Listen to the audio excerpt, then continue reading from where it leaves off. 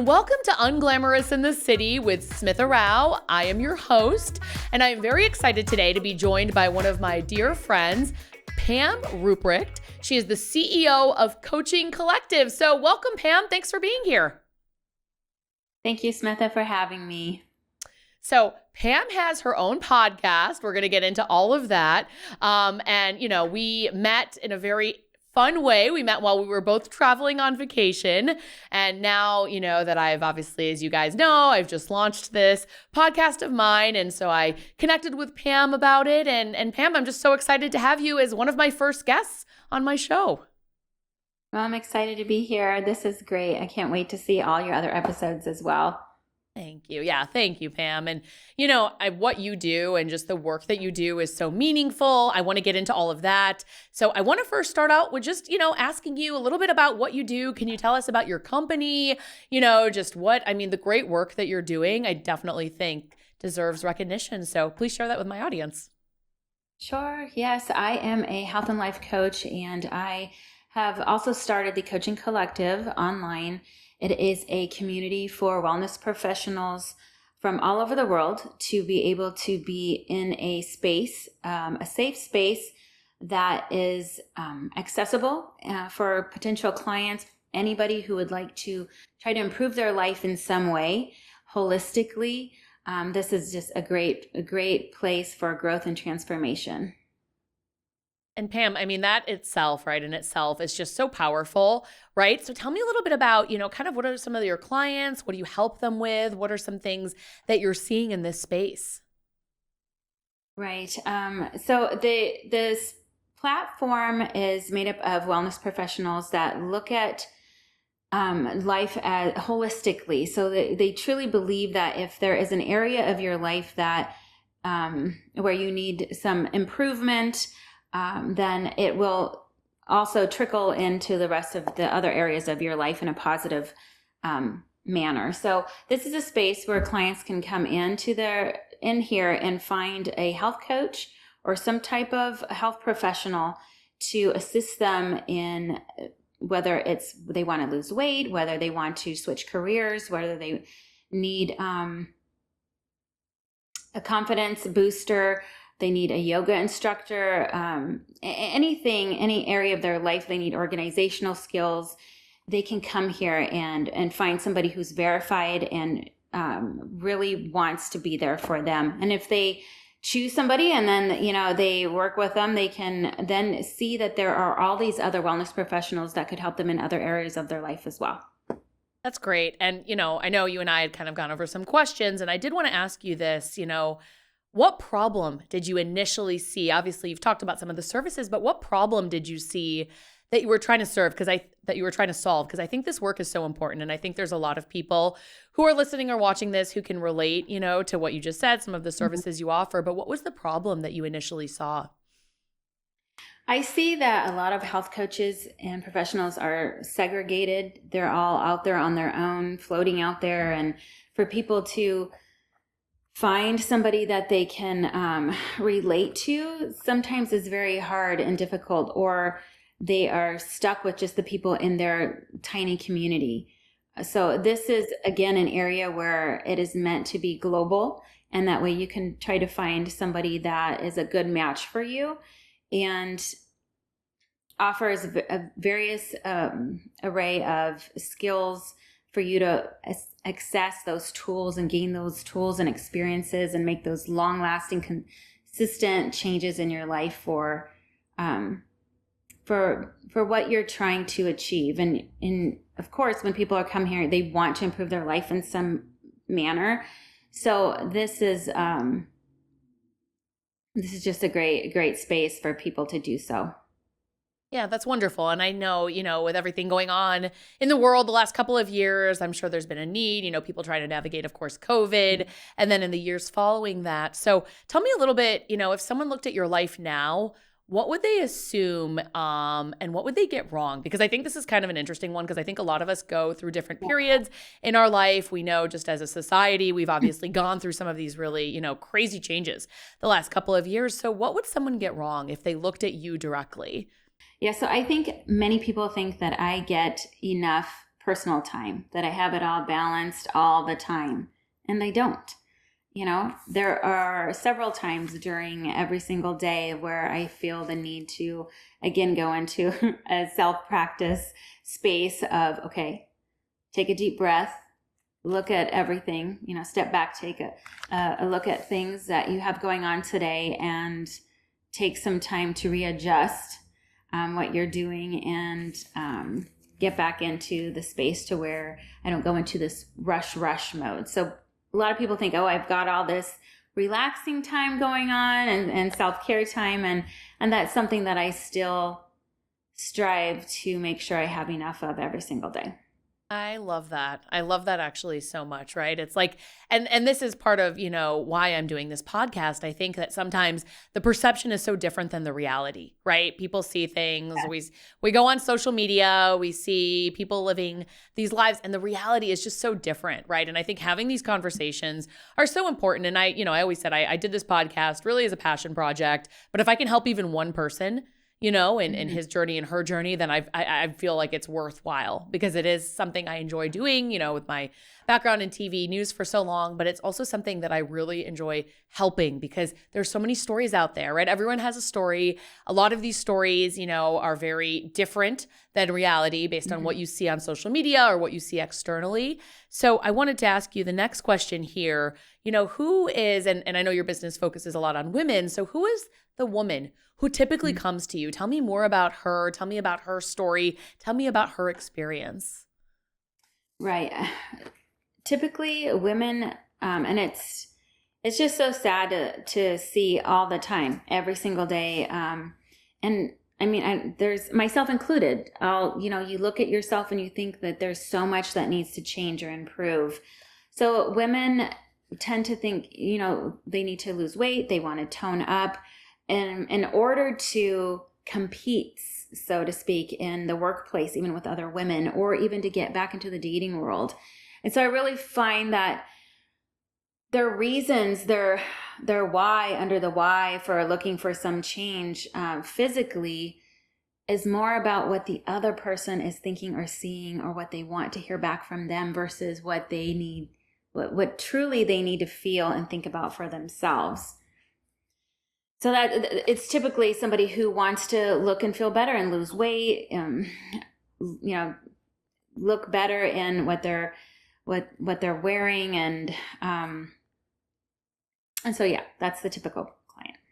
Yeah, it makes sense. And, and I think that's a journey, right? As women, we all go through it, right? I've been on TV 20 years. I've definitely heard comments, we're seeing comments, the trolls out there who, make comments about weight. And sometimes, that does get to you. I've come to a point now where it's like, your health is something you need to take very seriously, right? No matter what it is. And what that looks like, that journey is a little bit different for everyone.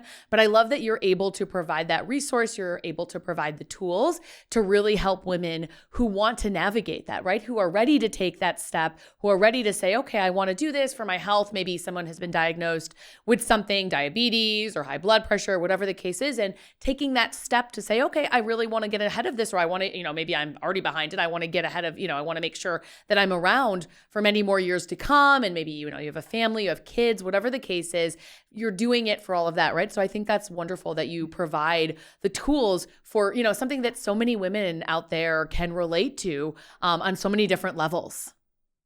Yeah. Yes, it's true. Thanks. Yeah. And then, the thing I wanted to ask you kind of, on the other side, right? What's something that people think they need coaching for, but they don't? So it's not, obviously some of the things that you said, but somebody comes to you and they actually don't need it. Have you seen that side of it? I know that's kind of an interesting question. You could think about it for a second, but have you seen the flip side of it? So what that made me think of are the people that once you start the coaching process with them in the very beginning, they seem to get it. So then that tells me that they don't have the confidence in themselves to really see that in themselves, that they are capable. And that also leads to, the self-worth question and self-esteem. And so I feel like that's all tied in together, because a lot of people they have learned the skills and the tools, but then the consistent applying those skills and tools into daily practice is what takes a lot of self-motivation. So I think that in order to answer that, I'm trying to answer that question the best I can, to where I feel like the people, they need to figure that out, right? So they haven't figured it out, but right away when you're working with this specific type of client, you see that they do have those skills and the tools. They just need that confidence, self-worth, and self-esteem and self-motivation to put that into practice daily. Absolutely. Yeah, it makes sense, right? And they always say like something, in order for it to become a habit, it takes, I think, 3 months is the time frame that I've heard, that it takes 3 months for something to become a habit. And so you're obviously helping people start this journey, right? Of going and really, embracing this change, but it definitely takes time, to your point, to actually have it be a habit. Yeah. Yes. Yeah, makes sense. Makes sense. And then, of course, the whole premise of my podcast is unglamorous, right? We talk about the unglamorous moments in our lives, the ones, that all of us experience, whether it comes to, when it's related to career or dating or anything in between. So I want to ask you, what are some of the most unglamorous, I guess, realities of some of these clients you're meeting? How are you able to help them navigate that? I'd love to hear a little bit more about that. And your journey too. I mean, obviously divorce is something a lot of people can relate to, right? It's so common these days. So tell me a little bit about that. We can talk about your personal journey too. Yeah, so divorce is definitely an unglamorous moment. I would say definitely that lasts quite some time. Yeah, I think holding it together during times that aren't where you're not happy, right? And like when clients come to you and they're not happy, these are moments where you need a safe space to be able to let your guard down, and safe people to be around, to be able to talk to, that are listening to you, and know that they are there to support you. So I think that would be the most unglamorous part of receiving help from anybody, and finding that a place where you can be extremely vulnerable, because it's in those places of vulnerability that you can really tap into, where you're able to learn and grow and make some change to build strength and endure, get through those times that, maybe you've never been in that place before. And so it seems really scary, and you think it won't ever end. You think those feelings aren't ever going to end, but they will. And so if you have the right people around you and the right self-talk going on in your mind, the right support, you can get through that time period a lot quicker, and with more, just more support really helps. 100%. And I love that we're talking about the support system, because for me, right, that's something I've been pretty vocal about. I moved to New York without a job 15 years ago. And I've really, the reason that I've survived here, and obviously the city, as we say, that really, they say if you can make it here, you can make it anywhere. And the reason I've really survived is my support network, right? It's the people that have tried to lift me up and help me, and whatever that looks like, right? If that's your family, if that's your friends, if that's coworkers. But I think that system in place, to your point, and especially when you're navigating something so unglamorous, obviously divorce or anything, right? I think having that support system, and especially as a woman, right? I think that support system is so important. And women supporting women for me has always been something, there's a space for all of us at the table. And I've talked about this with other guests on the podcast. There really is space for everyone, right? So it's making space for other people. It's saying, listen, here's a table and we can all be here. We can all have a seat at this table because we can all support each other. And I think that's just something that's so important, that comes up a lot, just in conversations I have with friends, obviously on the podcast. And that, I mean, what you just said there, I think that can resonate with so many people. Yes, me too. Yeah.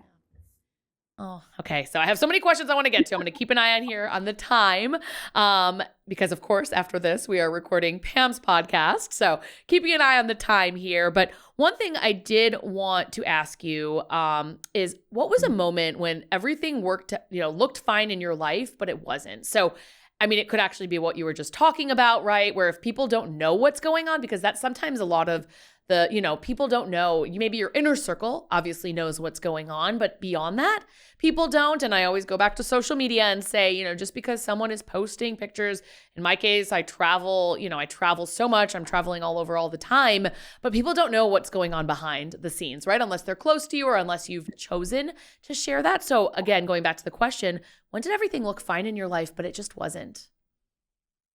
I'm going to go back to being married, and then right before the divorce, a couple years before the divorce occurred, really just looking at myself deeply and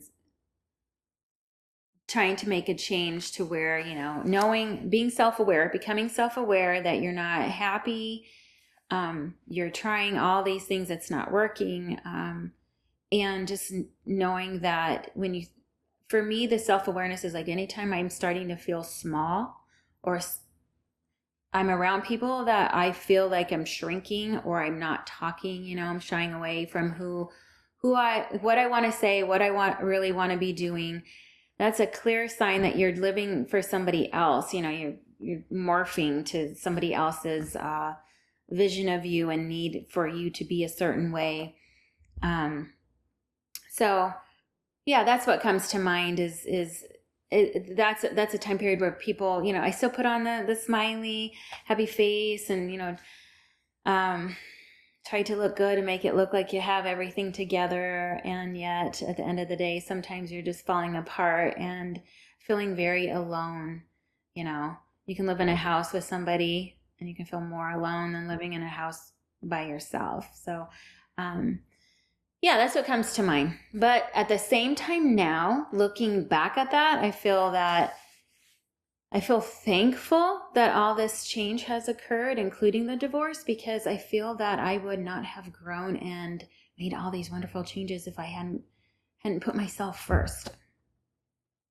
I love that. I almost feel like we need to say that again, right? If you hadn't put yourself first, because that's not something we're trained to do. We're not trained to put ourselves first. That sounds selfish, right? Even when you say it out loud, it sounds selfish, but it's not. And as you get older, you think about that, right? And there's a scene in Sex and the City, which of course naturally is one of my favorite shows, where Samantha, the character, says something along the lines of like, I love you, but I love me more, right? And that right there, that's always stuck with me because that's such a powerful sentiment, right? To be able to admit that. And it's not saying that you're selfish. It's not saying you're disregarding anyone else, but it is saying that you're choosing to put yourself first. And that, I think, is just such a powerful, powerful statement.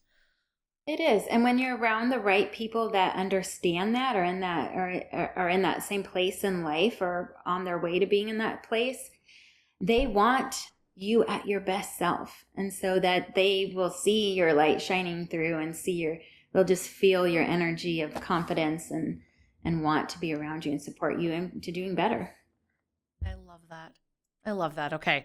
I know we're wrapping up here, so I'm going to ask you one more question. Of course, going back to the unglamorous theme. What's one unglamorous truth about building a life that you love? I'm thinking of self-sacrifice, of how I kind of have to sacrifice some things in order to build these businesses, at least in the beginning. So it wasn't how I had first envisioned it to be and how I thought other health and life coaches put forth their businesses on social media and make it seem really easy, and everything looks really perfect all the time.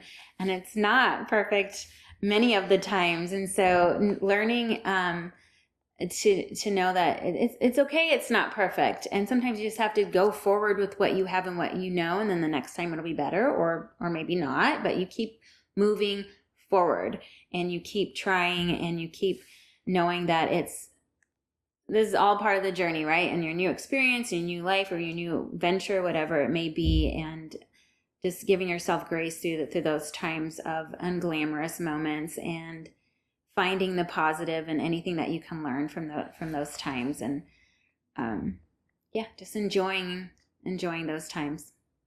I love that. Enjoying those times, moving forward, staying the course, I think too, right? I think that's such again, just a powerful message. And I think that's a good place to end. It's very, I think that's something that people, and until you're kind of in it, right? Sometimes it's hard until you're actually in it and you're seeing it. It's hard to know what that's like. But Pam, thank you so much for joining me. I appreciate you sharing your story. I appreciate you sharing more about what you do. And then I wanted to make sure, of course, I gave you the opportunity to share where people can find you because, I think you just do such wonderful work, and I want to make sure that people can find you. Sure. The Coaching Collective Online, it has its own website. You can find it at the Coaching Collective Online. And there are also the social media sites on Instagram. The Coaching Online has its own platform. And then you can find me on Health and Life Coaching. You can find me at Rupprecht Pamela on Instagram, also LinkedIn and Facebook. So you can find me in several places.